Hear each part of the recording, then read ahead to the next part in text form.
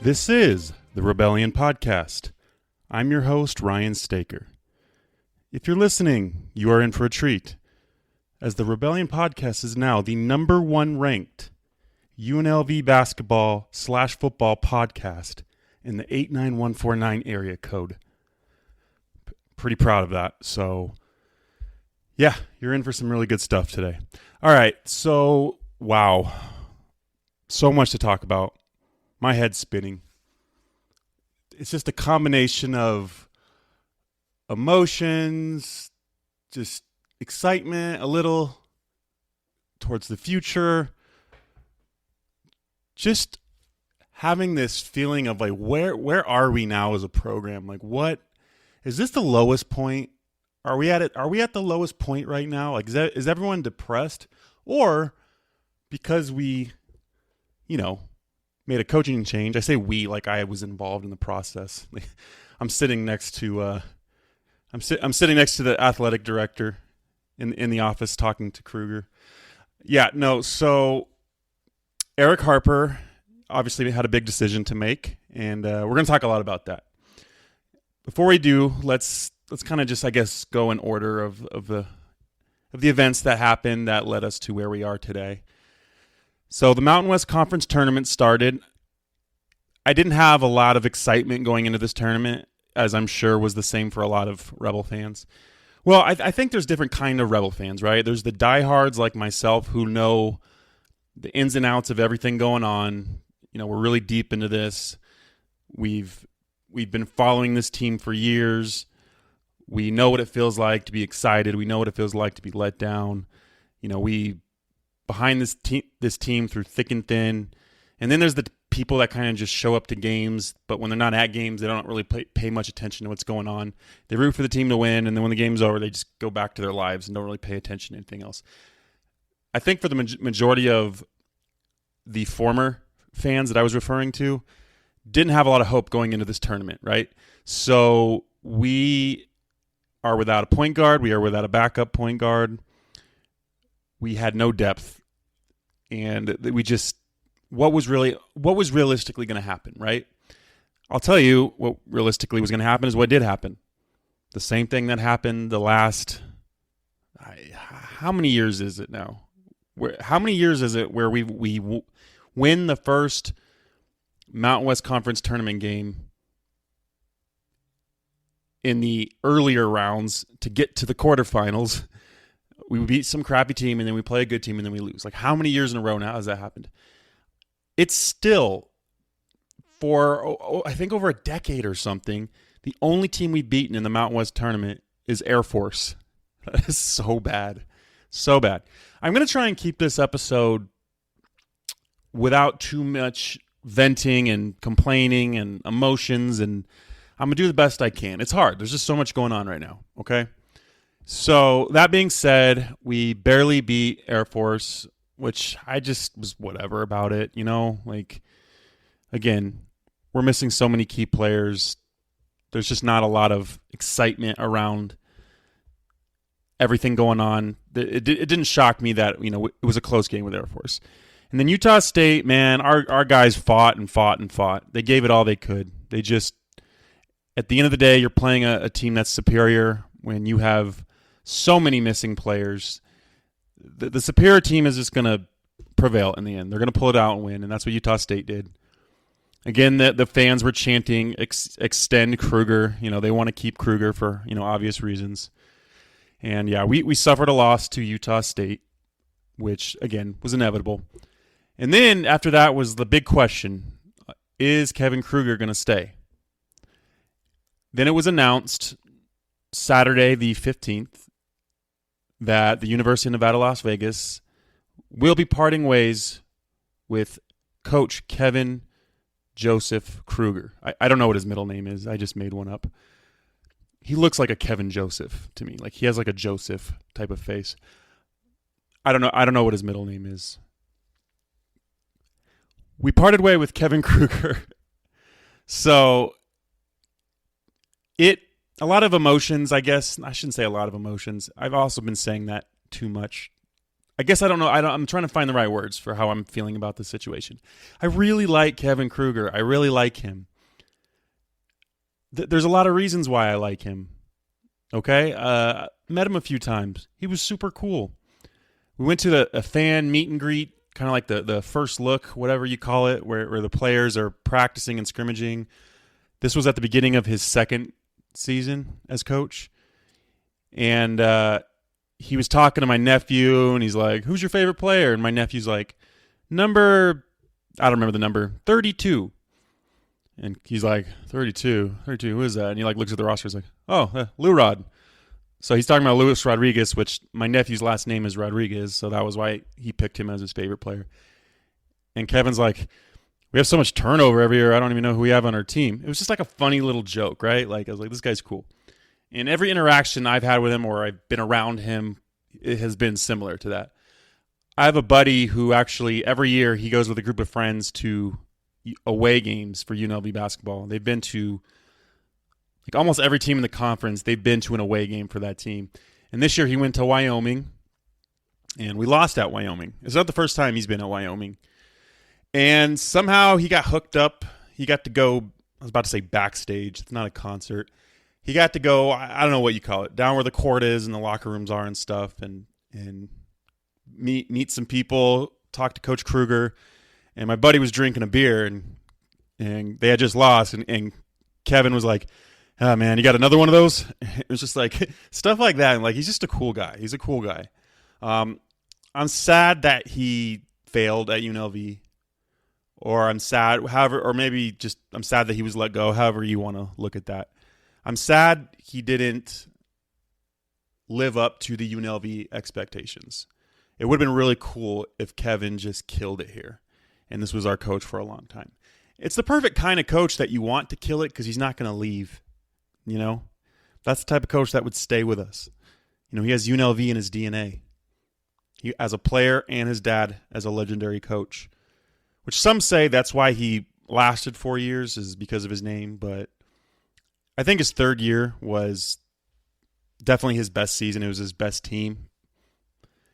And that got him a fourth year, which I don't think too many people were upset about him getting a fourth year. I mean, because his third year was showing a lot of potential. I mean, we were somewhat close to making the tournament, I would say. With all that being said, I do like Kruger. You know, I think there is a spectrum of Rebel fans when it comes to Kevin Kruger. You have the people that think we should never fire him, that he should have 17 years of not making the tournament before we let him go, in that we're just not giving him enough time. We have those people, and then on the complete other end of the spectrum, we have this cult of people that just hate Kevin Kruger, think he's the worst coach ever. They think if they were the coach of the Rebels, like they would do better than him, even though they probably have less basketball knowledge than like the local high school JV coach. Yeah, the ones that just all they do is hate on Kruger. You have that group too. I'm somewhere in the middle of that spectrum, right? And here's the reasons why I agree that he should have been let go.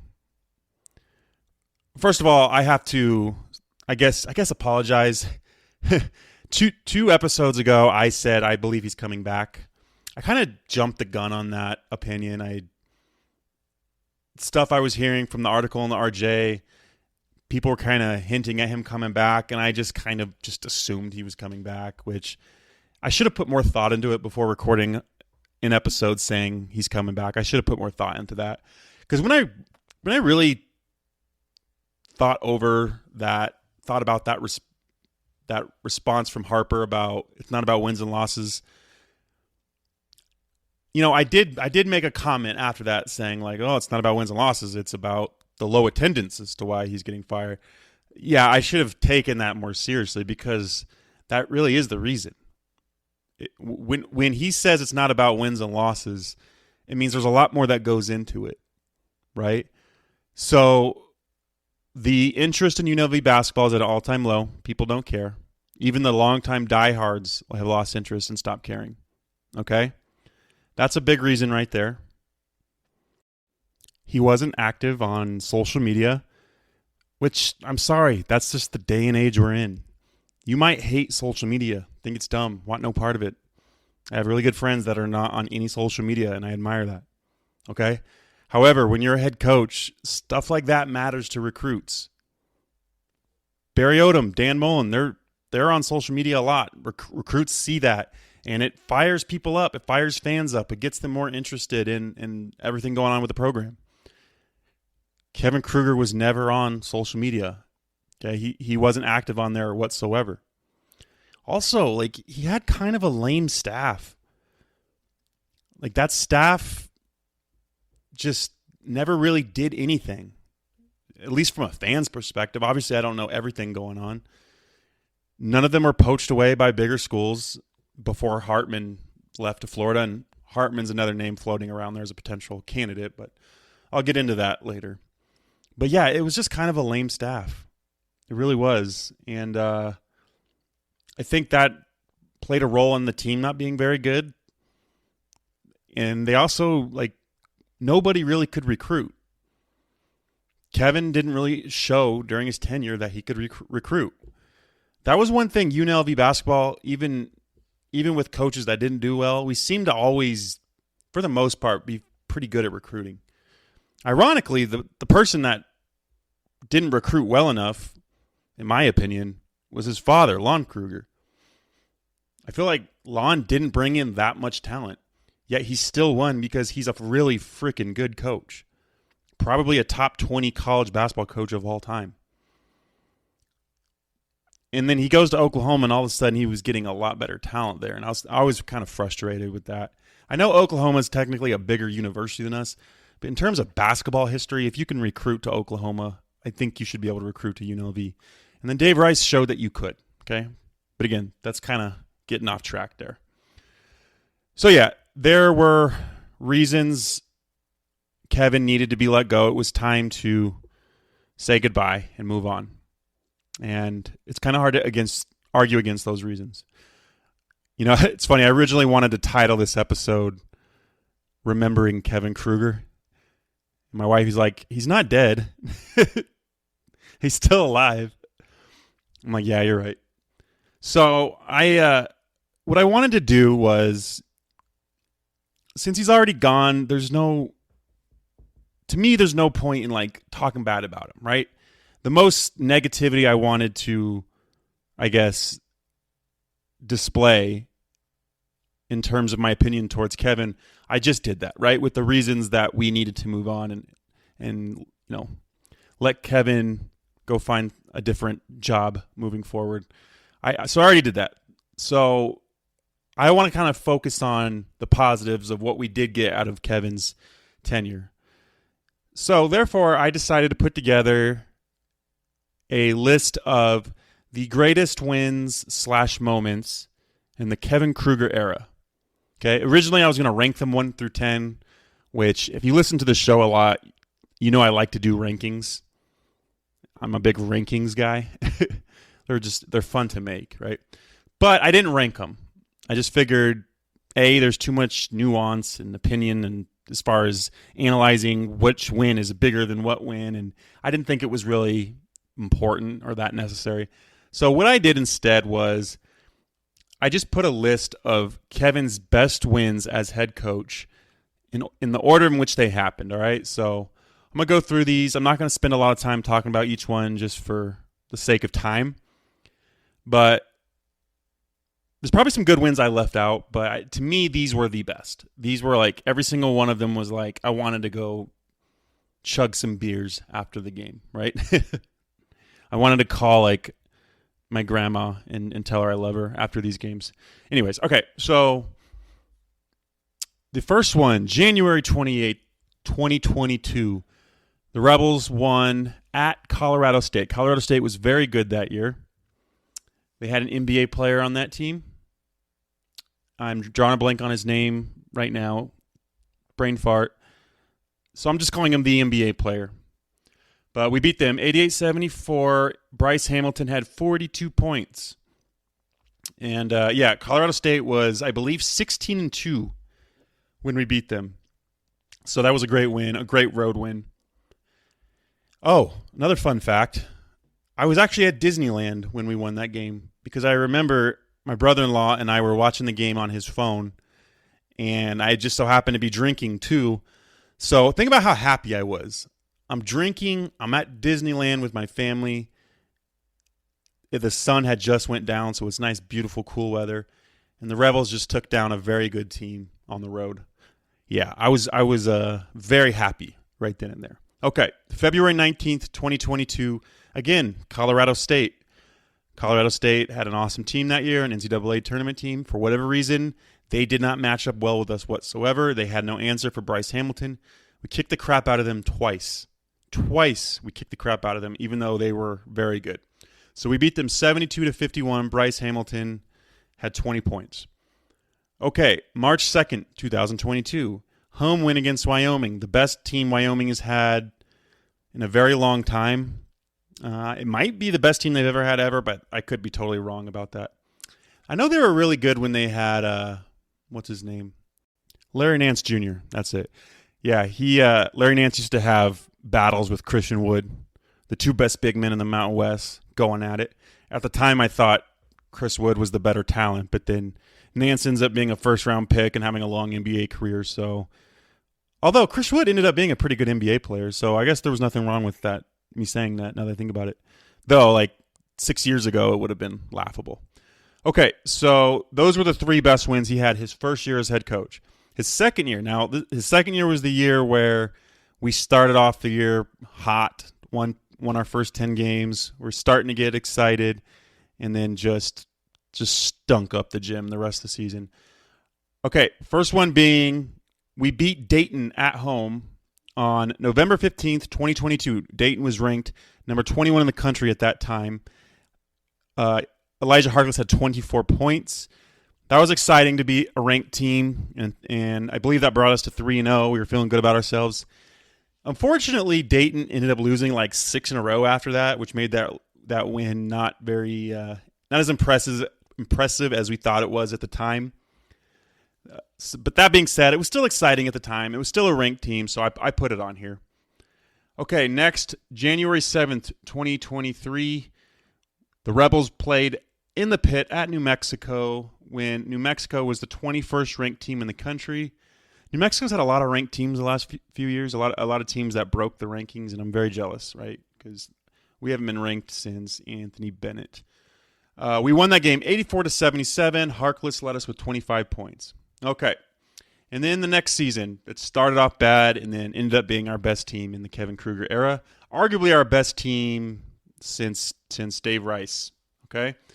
So we beat Creighton, the number 8 ranked team in the country, 79-74. Caleb Boone dropped 25 on their heads. Yeah, wow, what a great win that was.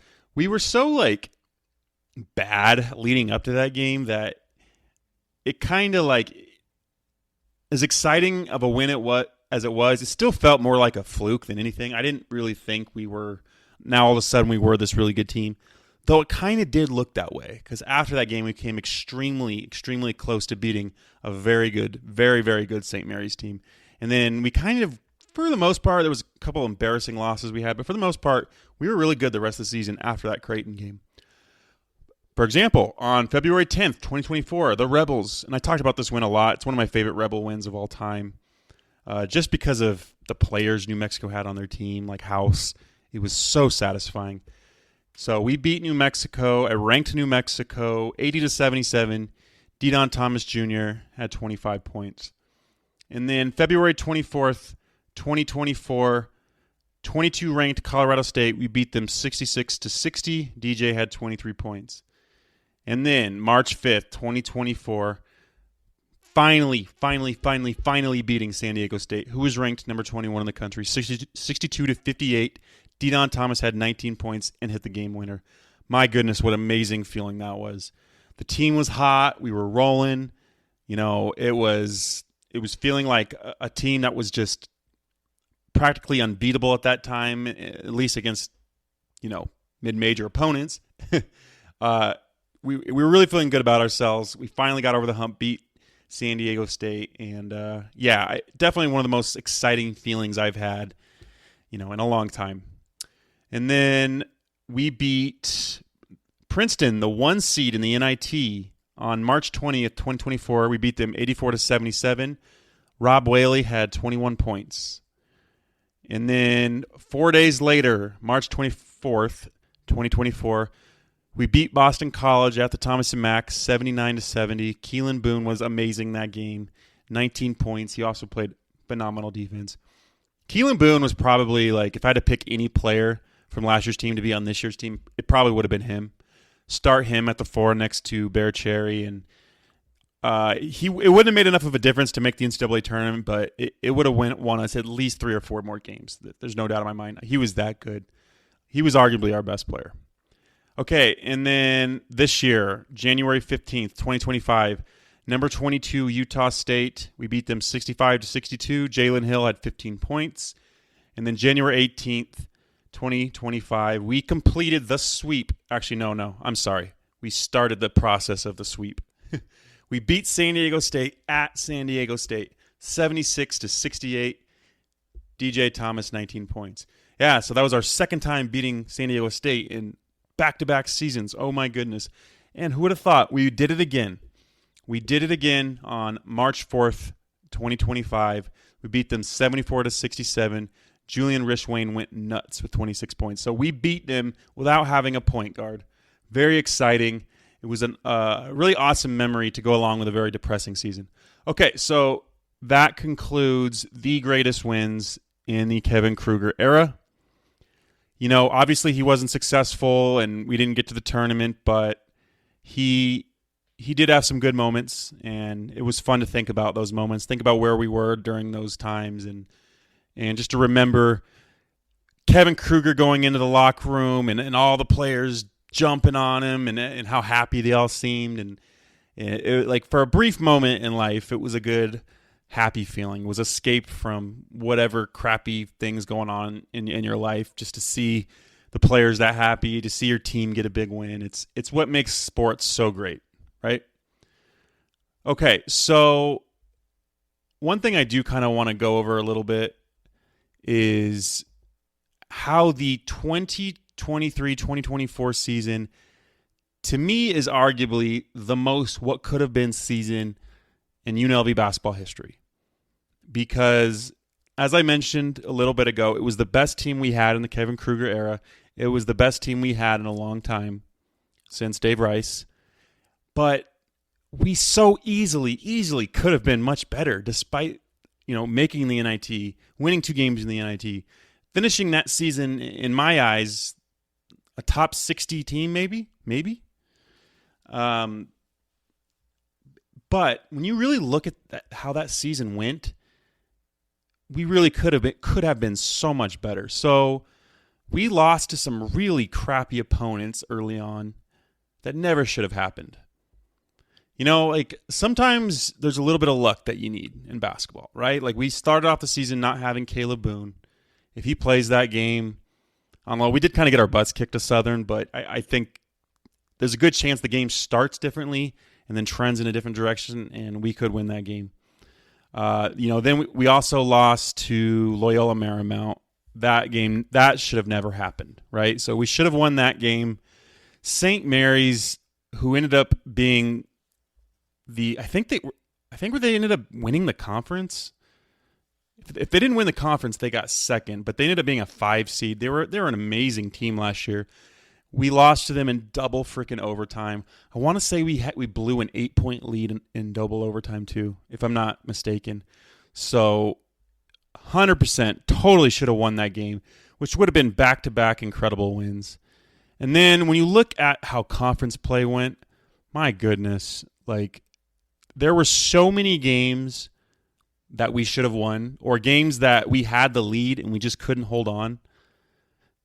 Games where it really was a coin toss as to how easily we could have won, right? Whether it was at Colorado State when we had a double-digit lead with 10 minutes left, we ended up losing that game. And then the Utah State game, to this day, the worst experience of my life in terms of losing a game that you should not have lost. Obviously, I don't mean in terms of like the opponent not being good or anything like that, because Utah State was very good. They were ranked, and I think they were undefeated.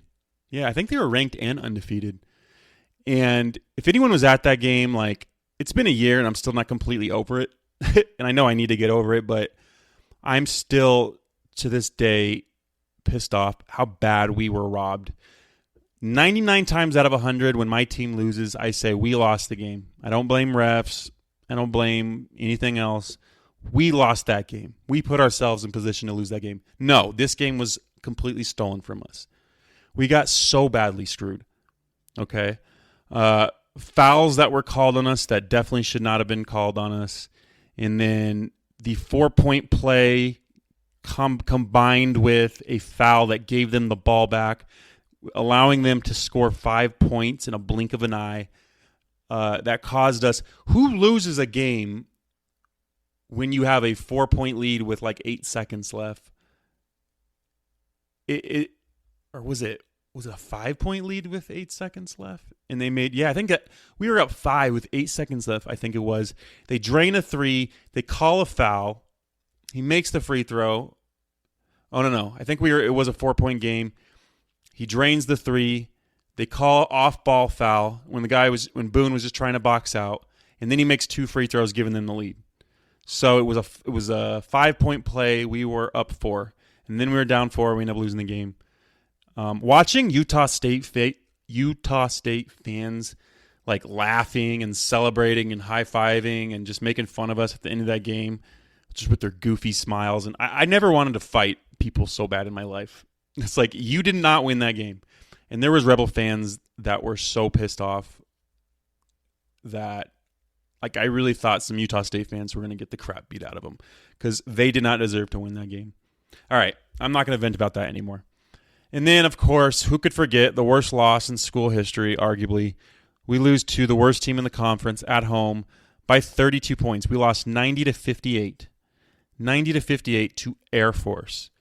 So when you look at that season as a whole, there's some really, really, really good teams we lost to that we never should have lost to. No, rewind. There's some really, really good teams we lost to that we either should not have lost that game or we were extremely close, like a coin toss. We needed just a teeny bit more luck to win that game. And then we lost to some bad teams that never should have happened, right? So if we just win 3 of those games, let's say we don't lose that Air Force at home, which that really never should have happened. We don't lose to Air Force at home, and then we don't lose to Loyola Marymount, and then we win the Utah State game, which we should have won. As you know why, just based off that 5-minute rant I did. If we win those 3 games, I don't see any reason why we wouldn't be in the NCAA tournament. Because think about it. We would have essentially no bad losses. Southern would be the worst loss on the schedule. And then we would have a ton of Quad 1 and Quad 2 wins. That resume would be just as good as any of the other Mountain West teams. But it's kind of silly and pointless to like what could have happened or what if or this should. It's a waste of time and energy. But since I'm doing the most what could have been season of all time for UNLV basketball, that's kind of the point, right? So that's why I wanted to talk about that. All right, moving on from Kevin Kruger. I wanted to say thank you, Kevin, for your services. I really, really wish you the best moving forward. I hope you and your family go somewhere where you're happy, where there's less stress in your life. You hopefully get another head coaching job again if that's what you want. You're a UNLV legend. I love you. And I can't tell you enough how much I wish you the best. Okay? All right, so we got some news today that Deon Thomas Jr. and Jaden Henley entered their names in the transfer portal. Neither of which are surprising, but losing your 2 best players to the transfer portal right after a disappointing season, right after your coach getting fired, it just kind of, I don't know, hits different. There's a little more sting to it. Let's talk about DJ specifically. So I'm going to try and give my thoughts on DJ and this whole thing, trying to be as respectful as I can and try to keep emotions out of it as much as possible, right? So I'm not like devastated that he's leaving. My feeling is that I care much more about this coaching hire that we're going through the process right now. Whatever coach we're going to bring in, the future of the program, all that. I'm more concerned with that I care more about that than I do DJ deciding to leave. Okay? I didn't have that feeling a year ago. Granted, we weren't looking for a new coach a year ago. But a year ago when it was we were getting hints that DJ was leaving, and some very reliable sources were saying that he was leaving. Which, by the way, does anyone know what happened to that Rebel Way Twitter account? So there was a Twitter account, Rebel Way, that had some legit inside sources. Like, it could have been a she, but I'm assuming it's a he. They knew some stuff that nobody else knew. I mean, legit, real inside information. And so everyone was kind of like on pins and needles waiting for this guy's tweets of like transfer portal stuff or anything recruiting related. Is Kruger going to get fired? Any of that. And he disappeared off the face of the earth. My guess is he's someone that worked at UNLV. That's how he was able to get this inside information. He was like the academics person that makes sure all the players are passing their classes and like gives them the answers to tests when they're out of town. Maybe he worked for UNLV and then someone figured out who he was and he was the one leaking all this information and he got in trouble because it was like our number one source and this dude just disappeared off the face of the earth. We haven't seen him in almost a year. Anyways, that was just a little side note. But a year ago, I was panicking at the thought of DJ leaving. I was so upset that I was like, I'm done. I'm done with college basketball. I hate NIL. It's ruining college basketball. I still feel that way a little bit. But I think there's chances that things could get better. They could change it, though I'm not getting my hopes up. But yeah, because if you listen to my earlier episodes, I rant and rave about DJ Thomas, how unbelievable of a player he is, how he was one of the most impressive freshmen I've ever seen, like in a Rebel uniform. He was going to be a superstar. He was the reason I tried selling everybody on this 24-25 team. It was because of DJ Thomas, because I believed he was going to be a superstar. I thought he was going to be the best player in the Mountain West. I thought he was going to be a top 10 player in all of college basketball. I even made a podcast episode of my top 10 favorite Rebels ever, and I put him number 1, even though he'd only played 1 season. I look back at some of my previous episodes, and sometimes I listen to them, and I'm like, what was I thinking? Why did I say that? Like, why did I try and sell people on this team with such confidence? I didn't have confidence. I just felt like we put together a good roster, and I felt like there were some holes that we filled. There were some pieces we needed. There were some weaknesses that we had in previous teams that we took care of. But I was naive. But the number one reason I believed in this year's team and I thought this was our year was because of DJ Thomas. Literal number one reason. When I put the episode out of my top 10 reasons why the Running Rebels are going to make the NCAA tournament this season, the number one reason was DJ Thomas. I talk about him for 10 minutes. I go in depth with why I believe he's so good. He was not the player this year that I thought he would be. And I've said this on previous episodes. I started saying this a couple months ago. So you can't say like, oh, you're just salty that he's leaving. I'm sad that he's leaving. I'm sad. But if I'm being honest, you can't really ignore the fact that we were better after he got hurt. We were. And the reason for that was DJ, love him to death. Our whole offense was just giving him the ball and letting him try and create. And he wasn't the, assist leader, the assist type of point guard that he was supposed to be, that I thought he was, that everybody thought he was. I thought he was going to average 7-8 assists this year, and he averaged barely 4, which is still okay. But we've had players average 5 assists that were score first point guards that weren't even supposed to be passers. That's what DJ was this year. What made him great last year was he was a pass first point guard. This year he was trying to score. And so what would happen is he would just dribble around a bunch, dribble, and he would try and finagle his way to the rim to shoot a very difficult shot. I mean, the guy's 6 foot with decent but not great athleticism, trying to score over guys that were 6'8", 6'9", 6'10", 6'11", and it just didn't work a lot of the times.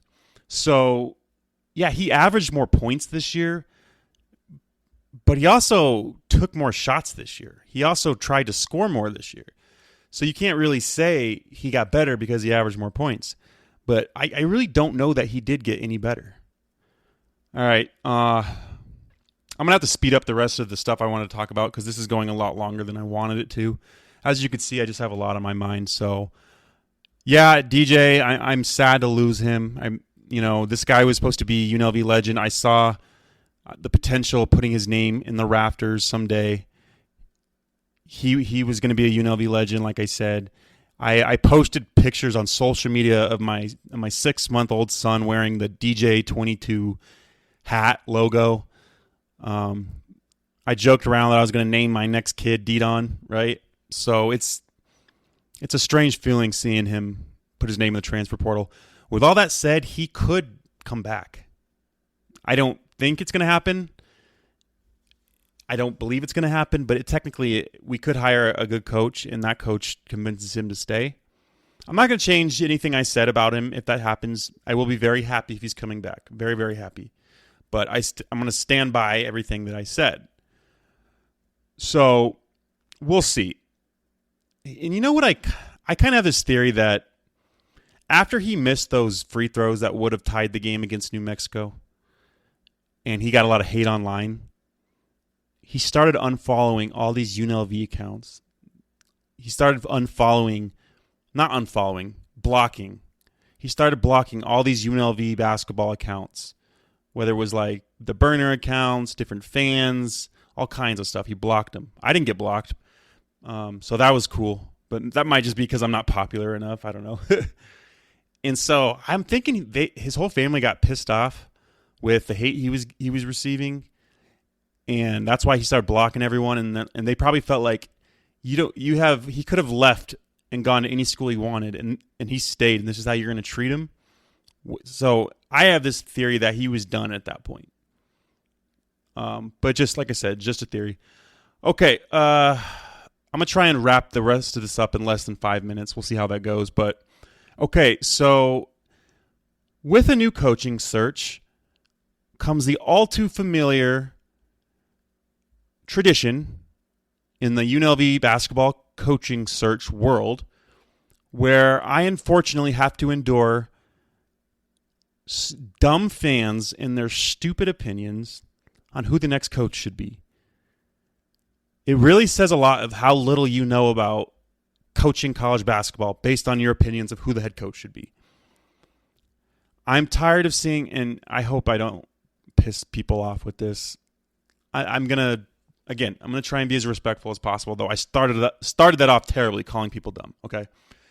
But I'm tired of seeing Stacey Augmon and Greg Anthony and names like that, Larry Johnson, or rehiring Dave Rice. Like, come on. Seriously, are you serious right now? You want to hire coaches that have zero head coaching experience, not only zero head coaching experience, but they haven't even been an assistant at a high level. Augmon was, but he's been MIA for, I have no clue what Augmon's doing these days. But if Augmon was that good of a coach, another school a big school or something would have grabbed him, and he would have ended up getting a head coaching job. That's how this works. If you're a really good coach, schools find you. It shows. It shows in word of mouth, in results of winning and losing. Stop putting these names out there. These are opinions from fans that just don't know what they're talking about, and I can't seem to get away from them. Like, why are people so confident talking about something they don't have any idea of. So here's where I'm at right now. Oh, also, on top of the coaches' names that are being thrown out there of frankly, people that are just extremely underqualified, there's also the opposite where I keep hearing names like Randy Bennett and Jay Wright, guys that would never come here. They would never be interested in this job. And people keep throwing their names out there. Or I've heard, oh, maybe we can get Lon Kruger out of retirement. Yes. The guy who's enjoying his retirement and golfing every day with no stress, and we just fired his son, he's going to come out of retirement in this NIL era where if you have a somewhat good of a player, he's just going to leave and go to a bigger school. Yes, he's going to be so eager to do that. And people are like serious with this. Someone said maybe Coach K will come out of retirement. What in the world would Coach K get out of that? Do you know how hard being a D1 basketball coach is? No, you don't. I may not have been a D1 basketball coach, but I was a D1 player, so I know what they have to do. I know how hard it is. They don't stop working. It's a 365-day-a-year career. It's exhausting. So a 75-year-old coach enjoying retirement is not going to come back to a school who, frankly, it's just not that good of a job right now because the expectations don't meet the financial reality. Okay? It's just not that good of a job right now. All that being said, there are some names I really like and can get behind. Ben McCollum from Drake, I think would be a good hire. I want head coaches, by the way. I want guys who have been a head coach at D1 and have won games. Okay? I don't want a coach who got fired from a bigger school because he got last place in the conference. No, I'm not interested in that. That won't get me excited. Even though he could, possibly have a better fit here and kill it. I know that happens. Look at Richard Pitino. He got fired from Minnesota. Now he's killing it at New Mexico. But I don't want anyone who's been fired before, with the exception of like a Dan Mullen situation. That's an obvious exception. Okay. Eric Olin is another name I'm very intrigued in. He's the coach, UC San Diego. But here's my choice. The guy who's being rumored that Eric Harper is going after, keep in mind, Samford's coach, Bucky McMillan. This is currently my favorite option. This is currently the coach that I am hoping we get. If we don't get him, I hope we get someone, that's another exciting name. I think this guy, he's winning at a high level. He has one of the highest scoring teams every year. His teams average 83, 84, 85, 86 points per game. So it would be an exciting brand of basketball. That alone would bring fans back. That alone would get people to interested in watching this team play. Okay? And just this year they were good. They're in the NIT. We can watch them. We can watch their style. And then last season, they were awesome. They won 29 games, which was a school record. They made it to the NCAA tournament, and they played Kansas, in which they barely lost. This guy is a really good coach who has a very exciting brand of basketball. If we brought him in and then gave him an increased NIL budget, which I think we could because I think the boosters would really like this hire, and they'd be willing to give more money. So we bring in McMillan. We get to see Bucky ball. We have a higher NIL budget. He brings in, it'll be probably almost a whole new roster next year, realistically. And we'll have a talented roster, one of the most, if not the most talented roster in the Mountain West, if the money's there. And who knows? DJ Thomas might want to play for that coach. That's a style of play he might be interested in. DJ Thomas playing for Bucky McMillan, that could be a 18.8 assist junior year for him. And who knows? Maybe we convince Henley to come back. Shoot, I almost want Henley back more than DJ. That's how good he was at the end of the year. All right. I went about 15 minutes longer than I originally planned. A lot of rambling, a lot of venting. If you made it this far, thank you for listening.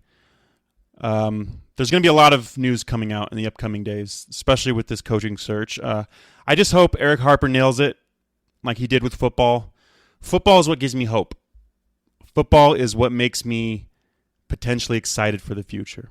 All right, Rebel fans, until next time.